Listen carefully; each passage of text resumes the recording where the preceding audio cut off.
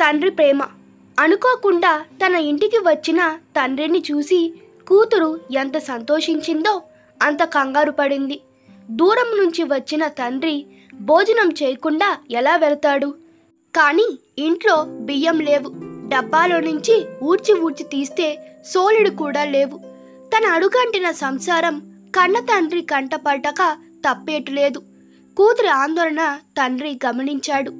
ఏదో పని ఉన్నట్లుగా వంటింట్లోకి వెళ్ళి అన్ని డబ్బాలు మూతలు తీసి చూశాడు. బాధతో ఆయన మనసు కుంగిపోయింది. ఎంత గారాబంగా పెంచాడు పిల్లని. అల్లుడు నిక్షేపం లాంటి ఉద్యోగం మానేసి వ్యాపారంలోకి దిగి నష్టపాలయ్యి సంసారం ఈ స్థితికి తెచ్చాడు. ఇప్పుడే వస్తా తల్లి అని బయటికి వెళ్ళాడు. తండ్రి వచ్చాక ఏం సంజాయిషి చెప్పుకోవాలని కూతురు దిగులుగా ఆలోచించింది. ఇక్కడే అబ్బి ఆపు. రిక్షా దిగిన తండ్రి సరుకులన్నీ ఇంట్లోకి చేర్పించాడు, బియ్యం బస్తాతో సహా. ఏమి అనలేక కూతురు గుడ్ల నీళ్లు కుక్కుకుంది. ఊరుకో తల్లి, ఓర్పుగా ఉండు, నీకు మంచి రోజులు వస్తాయని ఓదార్చాడు. బాధతో తన ఇంటికి వెళ్ళిపోయాడు.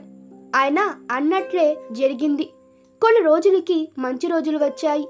ఇప్పుడు కూతురి ఇంటికి వెళ్ళాడు.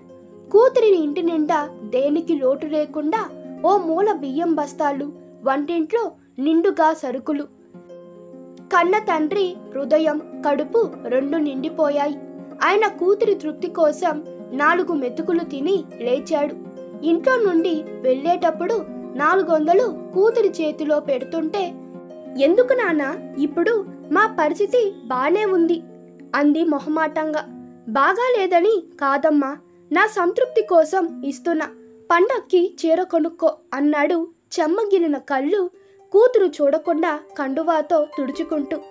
ఈ కథ మీకు నచ్చినట్లయితే మీ అభిప్రాయాలు కామెంట్ తెలపండి. Please like, share and subscribe to my channel. Thank you.